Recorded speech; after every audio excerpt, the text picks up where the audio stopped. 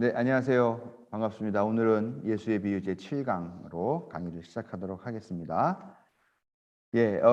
비유의 결어 그렇게 얘기했습니다. 비유가 교회에게 말하고 있는 것은 뭘까? 비유는 사실 실제적인 제시는 아니죠. 비유 자체가 어떤 감춰져 있는 또 상징적인 또 우화적인 그런 이야기를 갖고 있기 때문에 실제적으로 이렇게 해라 저렇게 해라라고 하는 구체적인 그런 제시들은 없다고 봐야죠. 그렇다면은 그 비유의 용도는 뭘까요?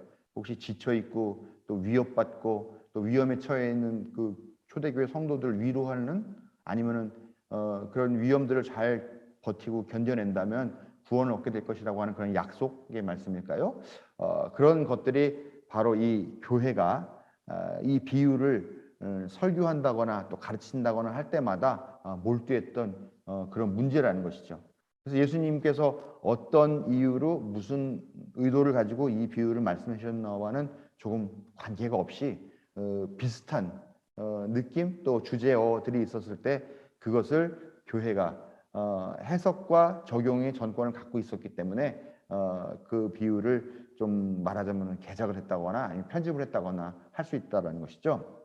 그래서 그렇게 여러 가지 비유의 변형들이 일어나는데 그 중에서 결어, 그러니까 결론적으로 맨 마지막에 첨가되는 말이죠. 주제어라고 할 수 있고 또 주제를 다시 한번 분명하게 명시적으로 이야기해 줄 수 있는 그런 결어인데, 이 결어가 예수님의 비유의 이야기가 복음서 안에 들어오면서 그 결어로 첨가되거나 아니면 개작되었다라는 것이죠. 그래서 전혀 예수님께서 의도하신 것과는 관계없는 그런 전혀 다른 그런 결어로 우리에게 전해지는 내용들이 많이 있더라라는 겁니다. 첫째, 연관성 없는 부연 이렇게 얘기를 했습니다. 우리가 너무나 잘 아는 새 부대와 새 술의 이야기가 누가복음 5장 37절 38절에 나오고 있습니다. 새 술은 새 부대에 담아야 된다라는 이야기죠. 그런데 이 비유 끝에 부연 설명이 붙게 되는데 그 내용이 뭐냐면요. 묵은 포도주가 좋다. 새 것보다 묵은 포도주가 더 좋다라고 하는 이야기가 나옵니다. 새 포도주는 새 부대에 담으라고 하고 그 새로운 시대에 대한 이야기를 하다 말고 갑자기 묵은 포도주가 좋다라고 한 이 부연은 상당히 뭐라 그럴까요? 좀 뜬금없는, 앞뒤가 맞지 않는, 연관성이 없는 그런 부연이라는 것이죠. 이런 것들도 이제 어떤 이 비유가 사용되었던 그 교회 현장 또 그 교회가 처해 있던 역사적인 상황에 필요한 내용이기 때문에 이런 구절들이 들어가면서 전혀 연관성 없는 부연이 들어가므로 전체적인 흐름의 맥락이 깨지고 전혀 다른 이야기로 생산이 되어 있더라라는 것이죠. 또 깨어있는 종에 대한 이야기가 나오죠. 종에게 내려진 벌이었습니다. 누가복음 12장 42절부터 46절 보면요. 어떤 종의 의무 뭐 이런 비유가 나와요. 어떤 주인이 먼 나라로 갔다가 집으로 돌아오게 되는데 이 착하고 충성된 종은 이 주인이 언제 올지 모르지만 항상 깨어서 자기에게 맡겨진 일을 합니다. 다 챙길 거 챙기고 그러면서 하고 있다가 주인이 오면 깨어 있다가 문을 열어서 반갑게 맞아들인다는 거죠. 그런 종을 봤을 때 이 주인은 이 종을 칭찬하면서 상을 주죠.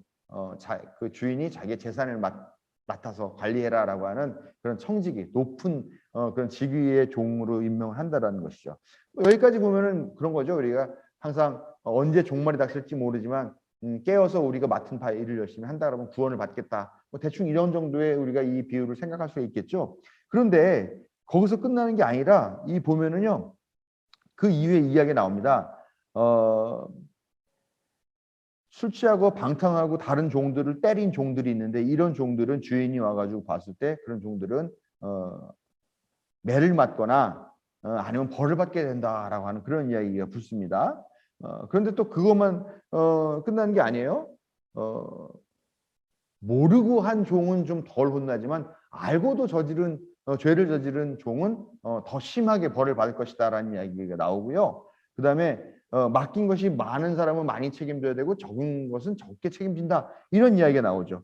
그러니까 주인이 언제 올지 모르기 때문에 대비하고서 주인을 잘 맞이할 준비를 하라라고 하는 예수님의 비유가 전혀 다른 걸, 맡긴 것이 많고 적고 또 알고 저지른 죄 모르고 저지른 죄 이런 내용들이 부연이 되면서 이 예수님의 비유가 전혀 다른 느낌의 또 주제의 그런 말들로 연관성이 없는 그런 말들로 결여가 만들어지면서 이렇게 비유가 좀 변질되게 되었다, 변형되게 되었다 하는 것을 얘기하고 있습니다. 그 다음에 비유의 적용에 부연된 것이라고 있습니다. 비유에서 결론을 끌어내는 것을 청중에게 맡기에 의미했습니다. 원래는 이런 게 더 많아요. 그러니까 뭐냐 하면은 예수님께서 어떤 비유를 말씀하셨는데 그 비유에 대한 해석을 하지 않으시는 거예요. 그냥 이야기만 하신 거예요. 알아서 들어라. 이건 열린 결말이다. 여러 가지 결과가 나올 수도 있지만 당신들이 알아서 들으면 된다. 그렇게 그냥 비유만 뚝 던져 놓으시는 것이 예수님의 원래 그 비유 말씀하시는 스타일이다라고 그렇게 알려져 있는 거죠. 뭐 다른 도마복음서 같은 아니면 또 다른 자료들 보면은 그렇게 비유 얘기만 나오지 그 뒤에 해석이나 부연이 붙는 것들은 별로 없다라는 것이죠. 그래서 원래 예수님은 그냥 청중들에게 알아서 그 결론들을 내게 맡기셨다라는 것이죠. 예를 들면은 참을성 있는 농부 이야기가 있습니다. 농부가 씨를 뿌리면서 야 이게 언제 싹이 나고 언제 자랄까 그거 걱정하지만 걱정하지 말고 그냥 푹 자라. 너가 자고 먹고 하는 사이에 하나님께서 그것들을 다 키우신다라고 하는 이야기를 합니다. 아무 설명이 없어요. 또 마태복음 13장에 보면은 겨자씨의 비유, 또 누룩의 비유가 나옵니다. 여기도 그냥 겨자씨 하나님 나라는 무엇과 같은가? 뭐 심겨진 겨자씨 하나를 갖다 하나님 말씀 무엇과 같냐? 뭐 가로 서말 안에 숨겨져 있는 누룩과 같다. 또 이렇게 그냥 그렇게 얘기하고 끝나요. 거기에 대해서 뭐 여기서 겨자씨는 무엇이며 뭐 밀가루는 무엇이며 뭐 거기 깃들이는 새는 여러 민족으로 의미한다 이런 것들은 없습니다. 그렇게 그냥 딱 끝나는 거죠. 그다음에 우리가 잘 아는 누가복음 15장에 탕자 이야기 세트로 나오죠. 그 전에 나오는 한 드라크마를 잃어버렸다 다시 찾는 이야기, 그다음에 잃은 양을 찾는 이야기, 그다음에 우리가 탕자라고 흔히 말하는 돌아온 탕자라고 이야기하는 그러니까 버릇없는 둘째 아들이 다시 회개하고 돌아온 그런 이야기인데 이 이야기도 여기서 동구 밖에 나와서 아들이 오기를 기다리는 것은 바로 뭐 하나님이고 하나님의 사랑이 이렇게 크고 그러나 그 형은 항상 하나님 아버지 앞 곁에 있었지만 그렇게 아버지에게 대들고 그랬는데 그거는 이미 선민으로 인정받았던 뭐 이스라엘 백성을 말하는 거고 이런 설명이 사실은 전혀 없어요. 그렇다는 것을 아시면 되겠습니다. 뭐 열매 있는 무화과 열매를 맺지 못하는 무화과 나무, 뭐 밭에 숨겨져 있는 보물 이런 것들이 많은 비유들이 해석이나 설명이 붙어 있지 않다라는 것이죠. 그러나 반면에 마가복음 4장 보면 씨 뿌리는 사람의 비유, 제가 이 강의하면서 꽤 여러 번 말씀을 드렸죠. 씨 뿌리는 사람의 비유 같은 것들은 그 이야기를 하고 나서 꼭 제자들을 불러다 놓고서 해설을 합니다. 그래서 이 밭은 무슨 밭이고 이 밭은 무슨 밭이고 뭐 그런 이야기를 하죠. 또 농부가 밭에다 씨를 뿌려놨는데 악마가 또 아니면은 사탄이 와가지고 그 농부가 잠자는 사이에 밤에 와가지고 거기다 가라지 씨를 뿌렸다. 그래서 그 가라지를 어떻게 뽑을까 뭐 이런 막 걱정하는 그런 이야기들이 있죠. 이것도 또 이 여기서 가라지라고 하면 무엇이고 뭐 여기서 씨 뿌린 농부 누구면 해설이 붙어 있어요. 또 밭에 보물을 숨겨놓고 뭐 또 이 가라지 뭐 하고 막 이러는 거 이러면서 여기에 부연이 어떤 부연이 붙냐면 그런 것들이 가라지를 뽑아내고 골라내는 것들이 마치 마지막 날 천사들이 와서 선택받은 자와 선택받지 못한 자를 골라내는 것 같이 그렇게 한다라고 하는 또 그런 설명이 붙어 있다라는 것이죠. 그런데 이런 비유들이 아까 말씀드린 대로 그 교회 안에서 필요한 어떤 요구들 때문에 이 성서를 복음서를 쓴 사람들이 그 교회의 요구와 상황에 맞춰서 그런 이야기들을 첨가한 거라고 그렇게 학자들은 이해를 하고 있습니다. 또 같은 주제어나 비유가 서로 다른 적용문들과 함께 전승되기도 한다라고 말합니다. 이거는 이제 우리가 잘 아는 말 아래 우리가 등불을 켜서 그거를 등경 위에다 두냐, 그거를 말 아래다 두지 않잖냐, 뭐 이 말로 뒤집어서 덮어놓지 않지 않느냐, 그런 사람은 없다 이런 이야기를 하죠. 근데 이런 이야기도 뒤에 보면은 부연이 붙는데 뭐냐면은 너희들도 빛과 같이 성실하고 착한 행실을 하여서 사람들로 하여금 너희를 보고서 그렇게 하나님을 찬양할 수 있는 그런 삶을 살아라라고 하는 그런 부연이 붙는다라는 것이죠. 또 높은 자리에 앉지 말라죠. 어떤 사람이 가가지고 잔치에 갔는데 높은 자리에 가서 앉았는데 주인이 와가지고 당신 거기 자리 아니니까 내려와. 그러고서 저 말석에 가서 앉는데 아주 부끄러움을 당했다 하는 이야기를 하죠. 그러면서 여기에다가 또 부연이 붙습니다.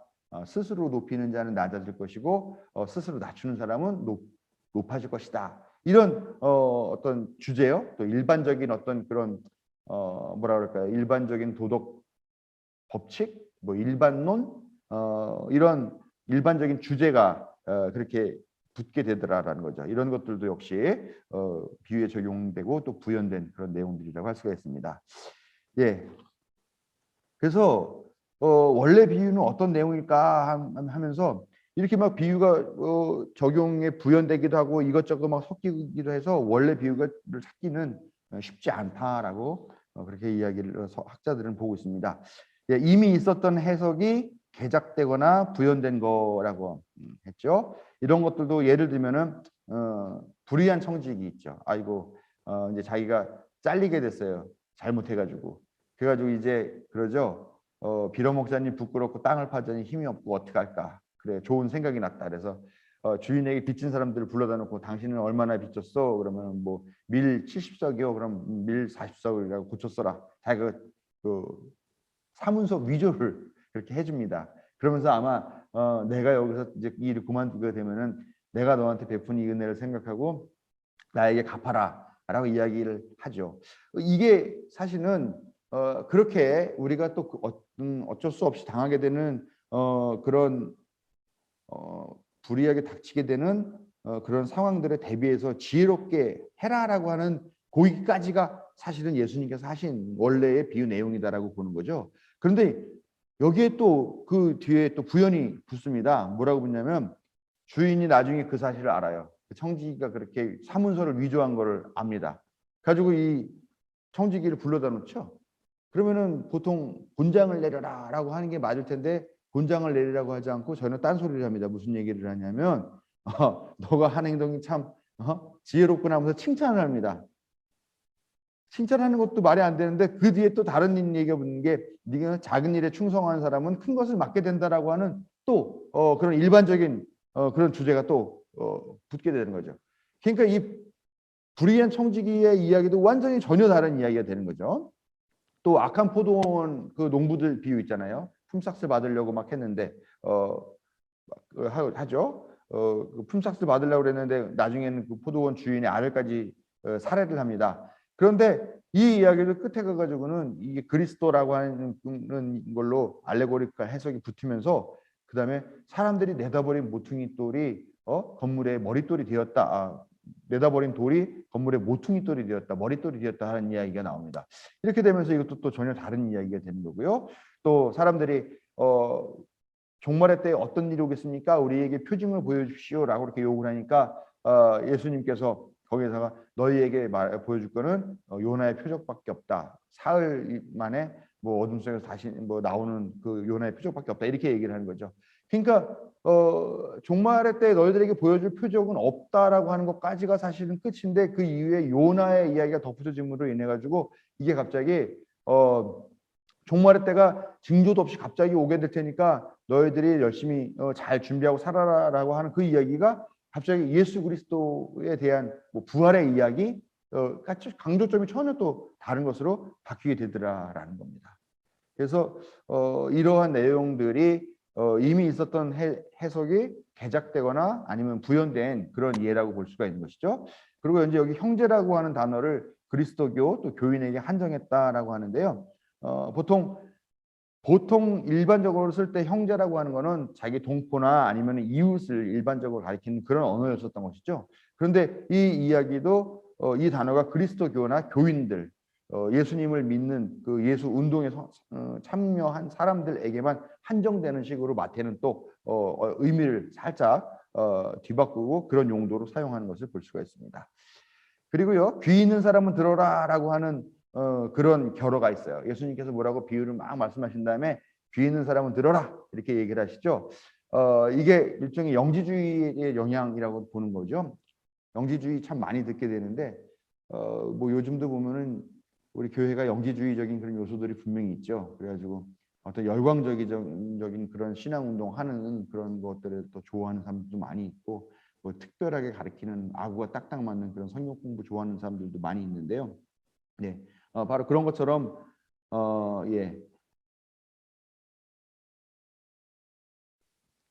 그런 것처럼 귀 있는 사람은 들어라라고 해서 마치 이것이 어떤 특별한 영감이 있는 사람들에게만 깨달을 수 있는 그런 말씀인 것처럼 한 것도 역시 이게 일종의 해석이 개작되거나 여기에 예수님께서 하신 단순한 누구나 알아들 수 있는 그 비유에서 감추어진 어떤 상징을 찾아내어라 라고 하는 식으로 자극을 하는 그런 문구가 결어로 또 들어가는 경우도 많이 있습니다.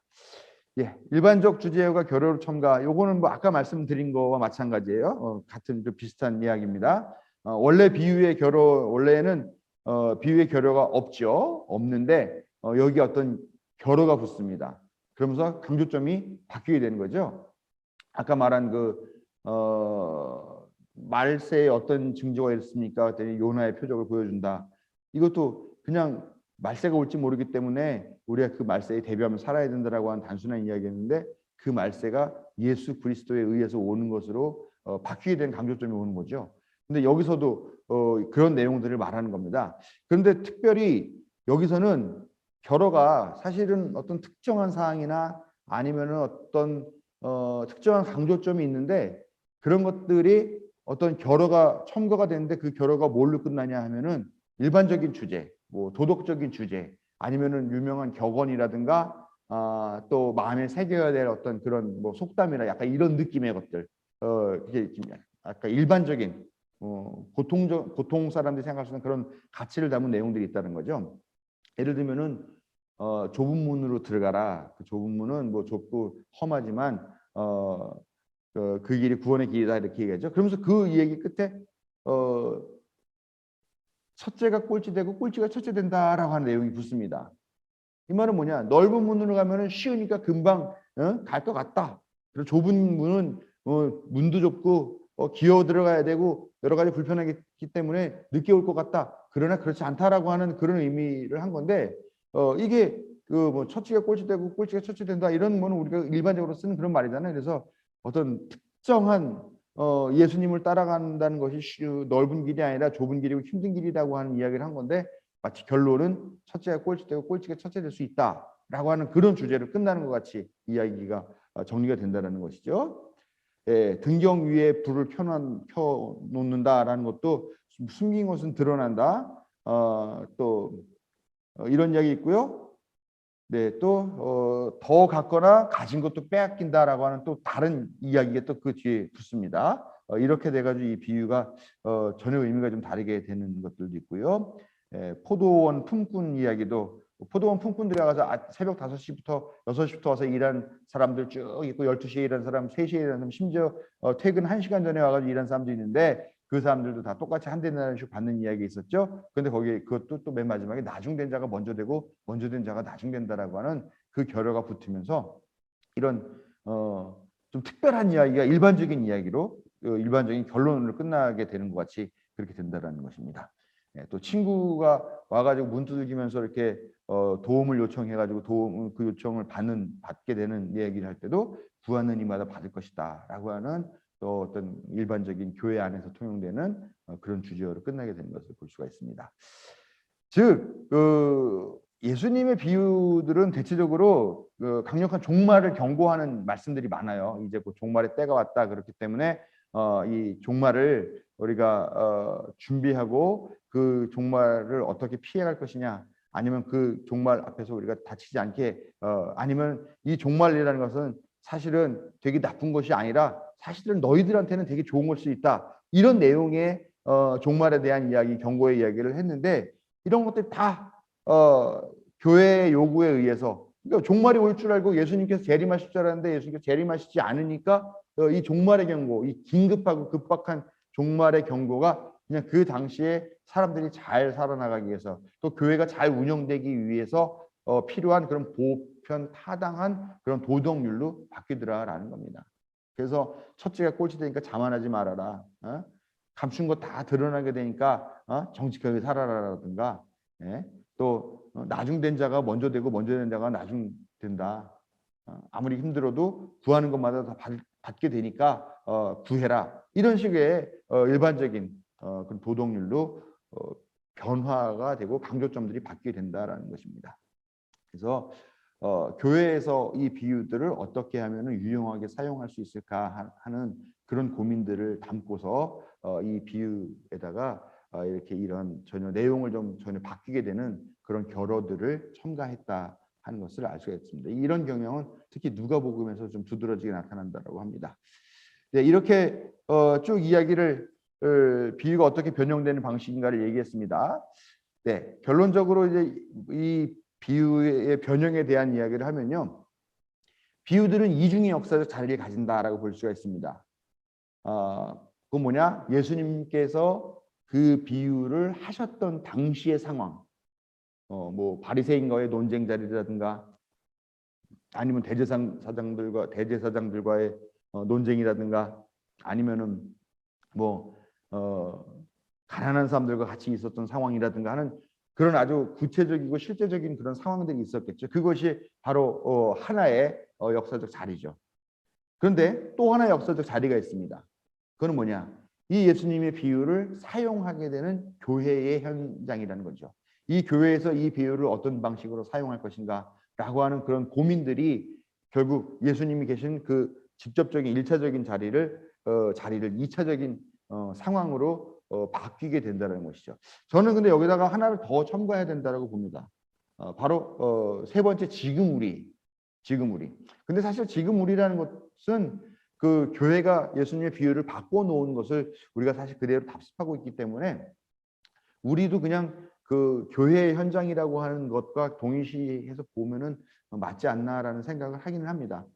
그러나 우리가 좀 이 비유에 대해서 또 예수님의 말씀에 대해서 좀 진지하게 생각하고 공부를 한다고 한다면 우리가 또 좀 새로운 느낌으로 2000년 전에 예수님께서 말씀하신 거를 바로 2000년 후에 오늘이라고 하는 자리에서 해석하고 적용할 수 있기 때문에 어쩌면 삼중의 역사적인 자리를 가질 수도 있겠다라는 그런 생각을 한번 해보게 됩니다.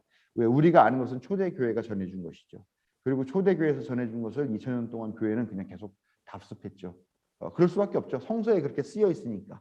그러나 그 성서에 쓰여 있는 것이 예수님 자신의 말씀이라고만 할 수 있는 것은 아니고 거기가 교회의 여러 가지 상황들이 첨가가 된 그런 내용들이다라는 것이죠. 그래서 변형의 법칙들 그랬는데요. 지금까지 공부한 내용들입니다. 그리스어로 번역하는 과정에서 변형이 일어났다. 또 그리스어에서 또 라틴어로 바뀌고 라틴어에서 또 각 나라어로 바뀌고 뭐 영어로 바뀌고 한국어로 바뀌고 하는 그런 많은 과정들을 사이에 변형하게 되는 내용들이 알게 모르게 들어오게 된다는 거고요. 여러 가지 개념들도 같이 옮겨지죠. 이제 그리스어로 바뀔 때 아람어를 쓰던 팔레스타인 지역에 없었던 그런 개념들도 같이 옮겨지게 되는 거고요. 개인이 즐겨 쓰는 표현의 기호는 작자, 기록자들의 성향, 그들의 습관 뭐 이런 것들에 대한 영향들도 있게 된다는 것이고요. 구약 기적들과 규절들과 민속적인 이야기의 동기들 그랬죠. 그래서 구약이 또 첨가되면서 이야기가 조금씩 구약의 상황에 맞춰가지고 좀 개작이 되고 변형이 되고 하는 일들이 있고요. 또 적들과 무리에게 말해진 비유들이 교회에 적용이 되었다라고 하는 건 달라진 상황들을 말하는 거죠. 예수님께서 하신 그런 현실적인 자리가 교회라는 상황, 예수님이 돌아가신 이후 부활 승천하신 이후에 초대교회 또 교회의 역사에서 교회에 어떻게 이 말씀을 적용할까 하는 것들 때문에 그런 내용들이 또 변형이 되었다라고 볼 수 있고요. 또 종말론적인 것, 정말론적이라고 썼는데 종말론적인 것입니다. 종말론적인 내용들이 있는데 이런 것들이 이제 생활률적인 것으로 당장 뭐가 어떻게 될 거로 생각했는데 그런 것들이 아니라 이제 생활 가운데서 어떻게 우리가 이 신앙을 접목해낼까 적용할 것인가라는 걸로 바뀌어진 것이라는 거고요. 교회의 상황이 선교와 재림의 지연, 그래서 재해석과 구현이 필연적으로 따라올 수밖에 없게 되었던 그런 상황들을 이야기했고요. 알레고리적 해석, 영지주의의 영향으로 영적인 감추어진 것들을 드러내는 그런 방식으로 해석하려고 하는 것들 그런 경향들이 있다라고 말씀드렸고 또 수집된 2개 이상의 비유가 하나로 융합되게 되어 있고 또 의미를 변화시키는 틀, 일반적인 결어, 또 보편타당한 의미 이런 내용들로 해서 비유가 원래 예수님께서 말씀하신 것과는 좀 다르게 비유 변형이 일어났다. 그렇게 지금까지 쭉 공부를 해왔습니다. 네, 오늘 여기까지 하고요. 다음 주부터는 비유 탐구라고 해서 구체적인 비유의 내용들을 하나하나 공부하는 걸로 하겠습니다. 다음 주에는 누룩에 대한 비유, 하나님 나라는 누룩과 같다. 마태복음 13장 33절 이 말씀을 가지고서 구절들, 짧은 구절이지만 이 구절들 안에 담겨 있는 의미들과 또 그 배후에 있는 것, 그다음에 예수님께서는 이 비유를 통해서 무엇을 말씀하시려고 하셨던가 하는 구체적인 내용들을 배워보도록 하겠습니다. 다음 주부터는 지금까지는 좀 지루하게 이론적인 공부였다면 다음 주부터는 좀 실제적인 비유 내용을 하니까 조금 부드럽고 재미있지 않을까라고 생각을 합니다. 네, 오늘은 여기까지 하겠습니다. 고맙습니다.